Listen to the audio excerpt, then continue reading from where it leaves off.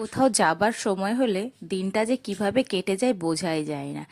সারাদিন যতই ভাবি যে তাড়াতাড়ি করে কাজ কমপ্লিট করে নিয়ে একটু রেডি হব কোথাও যাওয়ার জন্য, তো সেই দিনই দেখা যাবে যে যত কাজের ওপর কাজ, কাজের ওপর কাজ আর কাজের ওপর কাজ। তো যাই হোক, এখন বাজে বিকেল 4:30, আর আমি এখন ঝটপট রেডি হয়ে নিচে চলে এসেছি। সারাদিন অনেক কাজকর্ম করতে হয়েছে, ঘর পরিষ্কার করে রেখে আসতে হয়েছে। আর এই যে আসছে আমার কুলি মশাই, জাস্ট একটু জোকিং মজা করেই বললাম। শুনু ওপর থেকে সব ব্যাগপত্র নিয়ে চলে আসলো, একটা বড় লাগেজ হয়েছে আর একটা পিট ব্যাগ। দেখতেই পাচ্ছ তোমরা কতটা কষ্ট হচ্ছে ওর। আমরা তিনজনা যাচ্ছি, একটাই ব্যাগ করেছি, তিনজনা জামা কাপড় দিয়ে একটা ব্যাগে ভর্তি করে নিয়েছি। ঘুরতে যাব আর জামা কাপড় হবে না, লাগেজ হবে না, সেটা তো কখনো হতেই পারে না। বিশেষ করে তো মেয়েদের যে কত রকম জামা কাপড় আর কত রকম জিনিসপত্র নিতে হয়, তার তো কোনো চিন্তাই নেই। আমরা এখন একটা অটো বুক করে নিয়ে যাচ্ছি কাশ্মীরি গেট বাস আড্ডাতে। ওখান থেকে আমাদের বাস ছাড়বে, তো ওখান থেকে আমরা যাব। আমাদের বাস রয়েছে সন্ধ্যে 7:30টার সময়। তো আমরা একটু আগেই বেরিয়েছি যাতে বাচ্চা নিয়ে, তারপরে ব্যাগপত্র নিয়ে, যাতে আমরা একটু আগে আগে পৌঁছে যেতে পারি।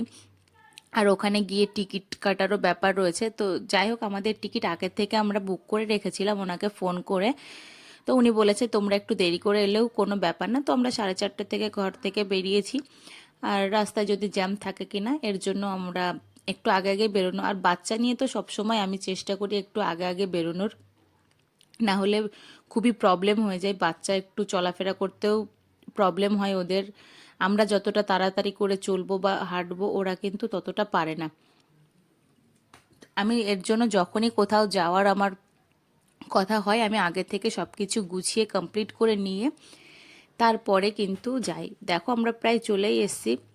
ওই যে দূরে একটু দেখা যাচ্ছে, তো দূর থেকে ক্যামেরাতে অতটা ক্যাপচার করা যাচ্ছে না। আর তোমাদের দাদাভাই বলছে যে ফোনটা বাইরে বের করতে হবে না, চোরে তখন চুরি করে নিয়ে পালাবে। আর এখানে দিল্লির চোরগুলো এমন হাত থেকে ফোনটাকে একদম ছিনিয়ে নিয়ে পালাবে, তুমি তাকে ধরতেও পারবে না। দেখো কাশ্মীরি গেট বাস আড্ডাতে আমি প্রায় পৌঁছেই গেছি। তো ওখানে গিয়ে ফার্স্টে আমরা যাব টিকিট কালেক্ট করতে, কারণ ওখানে আমাদের আগে থেকে বুক করে টিকিটটা কালেক্ট করা রয়েছে। তো যাই হোক, কোথায় যাব তো সব তোমাদের তো বলাই হয়নি। তো আমরা যাব আজ নেপাল ঘুরতে। তো সামনে আসছে আমাদের অ্যানিভার্সারি, আর মাত্র 2 দিন বাকি রয়েছে। তো সেই একটা ছোট্ট একটা প্ল্যান করেই বর বলল যে চলো তাহলে ঘুরে আসি। আমিও বললাম যে রাজি হয়ে গেলাম ঘুরতে যাওয়ার জন্য। আর ঘুরতে যাবার কথা শুনলে যে মেয়েরা রাজি হবে না এমন তো কোনো ব্যাপার হতেই পারে না। তো যাই হোক, রাজি হয়ে গেলাম আমরা ঘুরতে যাওয়ার জন্য। শুধু আমরা না, আরও আমাদের ভাগ্নি, জামাই, দিদি সবাই আসবে ওখানে। ওরা আগে থেকে এসে রয়েছে নেপালে, আর আমরা একটু দেরি করে যাচ্ছি। তো দেখো আমরা বাস স্ট্যান্ডে পুরো পৌঁছে গেছি। ওই যে আমাদের ব্যাগটা নিয়ে আমরা অটো থেকে নেমে ব্যাগটা নিয়ে ওপরে আসে। দেখো ব্যাগটা কতটা ভারী, দেখেই বোঝা যাচ্ছে যে কতটা ভারী হয়েছে। ভারী তো হবে, তিনজনা জামা কাপড়, তারপরে বাচ্চার কিছু খাবার দাবারও থাকে। আর নেপালে যাব, নেপালে তো প্রচুর ঠান্ডা। আগে থেকে তাদেরকে ফোন করে আমরা জিজ্ঞাসা করে নিয়েছি যে কেমন ঠান্ডা পড়েছে না পড়েছে। তো তারা বলছে যে এখনও প্রচুর ঠান্ডা ওখানে। তো আমাদের দিল্লিতে কিন্তু যাই হোক এখন ঠান্ডা নেই। তোমরা আমাদের ভাবটা দেখেই বুঝতে পারছো, কেন আমরা কোনো সোয়েটারও পরিনি, কিছু পরিনি।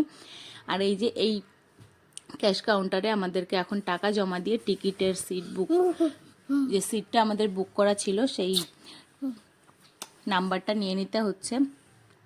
নাম্বার মতলব মানে নাম্বারটা হচ্ছে সিট নাম্বার, আমাদের বাসে কত নাম্বার সিট সেটা ওখান থেকে।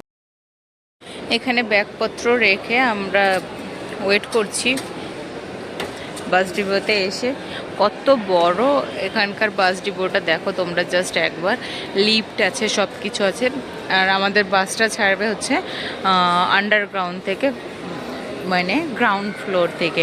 আর ওপর থেকে আমরা টিকিট বানিয়ে নিয়ে চলে এসেছিলাম। আর এখানে এসে বসতে হবে আধা ঘন্টার জন্য। আমরা এখানে আমাদের সামানগুলো সব রেখে দিয়েছি। আর এই যে আমার ছেলের অবস্থা, পুরো জুতো টুতো একদম খুলে খেলা করতে রয়ে গেছে। দেখো যে যার মতো পারছে সব দিক করে ঘুরে বেড়াচ্ছে। আর ওই তো ওখানে 2 নাম্বারে আসবে আমাদের বাস। তো বাসের অপেক্ষাতে থাকি, দেখা যাক কখন আসে।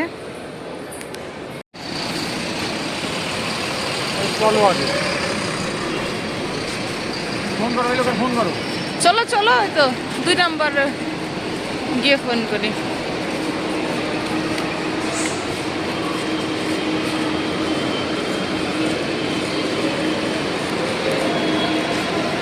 দু থেকে আড়াই ঘন্টা লেট করার পরে এই যে আমাদের বাস মহাশয় বাস স্ট্যান্ডে এসে পৌঁছালেন, আর আমরাও ঝটপট করে বাসে উঠে পড়লাম।